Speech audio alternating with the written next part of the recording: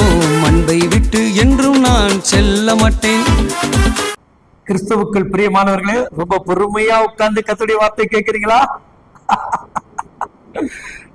காலையில பரபரப்பு இல்லையா? எங்க வார்த்தை கேட்க போறாடி சக்கு சக்கு சக்கு தள்ளிக்கிட்டே போயிட வேண்டியதான் இல்லையா? ஆனா பைபிள் சொல்லுது, கர்த்தருடைய வார்த்தைகள் சொல்லுகிறது, யாரெல்லாம் ரொம்ப பொறுமையா இருக்கிறாங்களோ, யாரெல்லாம் பொறுமையோடு கூட சில காரியத்தை கையாண்டு கொண்டு இருக்கிறார்களோ, அவங்களுடைய வாழ்க்கையில் என்ன கிடைக்குமா? மிகப்பெரிய பலன் உண்டா, மிகப்பெரிய ஆசீர்வாதங்கள் உண்டா. எந்த அளவுக்கு நீ சில காரியங்களை பொறுமையாக சகித்துக் கொண்டு இருக்கிறாயோ, அது அனைத்தையும் கர்த்தர் மகிழ்ச்சியாக மாற்ற விரும்புகிறார். என் அன்பு சொந்த பந்தங்களே, யாக்கோபு 5ஆம் அதிகாரம் 7வது வசனங்கள் இவ்விதமாக சொல்லுகிறது. இப்படி இருக்க சகோதர சகோதரிகளே, நான் சொல்லுகிறேன், கர்த்தர் வருமளவும் நீடிய பொறுமையாக இருங்கள். யாரு? ஆண்டவராகிய இயேசு கிறிஸ்து உன்னை வந்து பரலோகத்துக்கு கூட்டிக் கொண்டு போகிற நேரம் வரைக்கும் நீங்க எப்படி இருக்கணுமா? மிகுந்த பொறுமையோடு இருக்கணுமா? பிரதர் இல்லாதெல்லாம் சொல்லாதீங்க பிரதர், எங்களுக்கெல்லாம் அது இல்லை பிரதர். அப்படியா? நம்ம நிறைய பேருடைய வாழ்க்கையில பொறுமை இல்லை சிஸ்டர். நிறைய பொறுமை இழந்துடுறோம். எதையும் யோசிக்காம, எதையும் சிந்திக்காம தேவ பிள்ளைகளையும் தேவ ஊழியர்களும் நம்ம பேசுற வார்த்தைகள் இருக்குது பாருங்க, எவ்வளவு அவச்சொலான வார்த்தைகள் இல்லையா? பொறுமை இல்லை நம்ம கிட்ட, நிதானமாக பேசக்கூடிய தன்மை கிடையாது. ஆனா அங்க வேதம் சொல்லுகிறது, இதை பயிரிடும் போது பூமி நற்பலனை தருமா, அடைய வேண்டும் என்றால் முன்மாறி பின்மாறி வரும் அளவுக்கு நீங்க என்ன பண்ணுமா? நீடிய பொறுமையோடு கூட காத்திருக்கணுமா? நன்மையான ஆசீர்வாதங்கள் வரும் வரைக்கும், ஒரு பெரிய மாற்றம் வருகிற வரைக்கும். இன்னைக்கு எல்லாரும் பேசிட்டு இருப்பாங்க, அதனால அவங்க கிட்ட போய் சண்டை போட்டுக்கிட்டு அவங்ககிட்ட போய் நீங்களாம் வாக்குவாதம் பண்ணாதீங்க. அந்த இடத்துல நீங்க பொறுமையா இருங்க. அவங்கள பார்க்க வச்சு கர்த்தர் நம்மளை உயர்த்துவார். ஆமா, அதுதான் அப்ப செய்வார். அவங்க இன்னைக்கு பேசுவாங்க, பல விதமாக உங்களை குறிச்சு பேசிட்டு இருப்பாங்க. பேசிட்டா நீங்க அவங்ககிட்ட போயிட்டு விளக்கம் கொடுத்துட்டு டிப்ரெஷன் கொடுத்துட்டு இது அப்படி அது அப்படிலாம் நீங்க எதையும் சொல்லாதீங்க. பேசுற வாய் பேசிக்கிட்டே இருக்கட்டும்.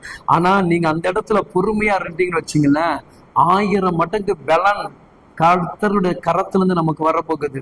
அதை பார்க்கும்போது அந்த வாயை தான் நம்மளை தூசிச்சுது, அந்த வாய் தான் நம்மளை குறிச்சு பேசிச்சு, அந்த வாயே பேசும். உண்மையிலே கர்த்தர் இவரை ஆசீர்வதிக்கிறாருப்பா, கர்த்தர் இவங்களை நேசிக்கிறாருப்பா, கர்த்தருக்குள்ள இவங்க உண்மையாதான்ப்பா இருந்திருக்கிறாங்க. இன்னைக்கு பொய்யா இருந்தாங்க, பாவம் செஞ்சாங்க, அதை செஞ்சா பேசிட்டு இருக்கோம்.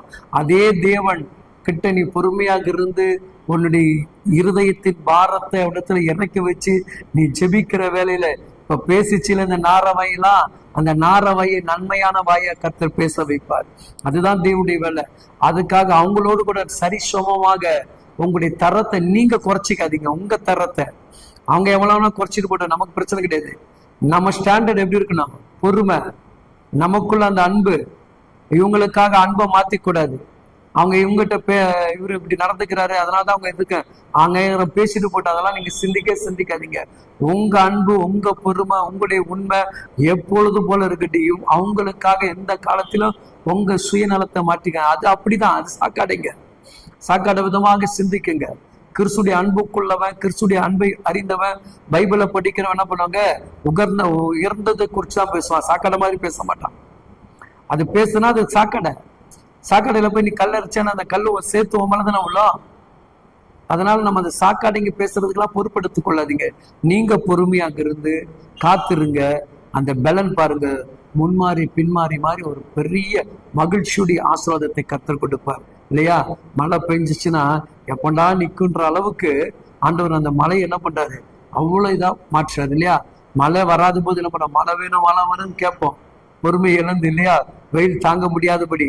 அப்ப அவர் மழை கொடுத்துட்ட பிறகு என்ன பண்ணா, ஐயோ ஆண்டவரே இந்த மழை வேண்டாம் ஆண்டவரே, நிறைய அழிவு. அப்ப நம்ம அந்த பொறுமை என்ன பண்றாங்க, ஒவ்வொரு இடத்துல நமக்கு ஏற்றபடி மாத்திக் கொள்கிறோம். அப்படி இல்லை, முழுமையாக நீ பொறுமையோடு கூட இருந்து பாரு. கர்த்தரிடத்துல இருந்து வரக்கூடிய மிகப்பெரிய ஒரு நீரூற்று, அவ்வளவு பெரிய ஆசீர்வாதம். யோசேப்பு எவ்வளவுக்கு எவ்வளவு பொறுமையா சகிச்சானோ அந்த இடத்தையே ஆளுகை கூடிய அதிகாரம் படைத்தவனாக மாற்றினார். பேசுகிற அந்த வாய்களுக்கு முன்பாக தேவன் உன்னை அதிகார தோரணத்துல நடத்துவார். பேசின வாய்கள் மண்டியிட கர்த்தர் செய்வார். நீங்க பொறுமையோடு காத்திருங்கள், உங்கள் பலன் உங்க கரத்துக்குள் இருக்கிறது. ஆமேன், ஆமேன்.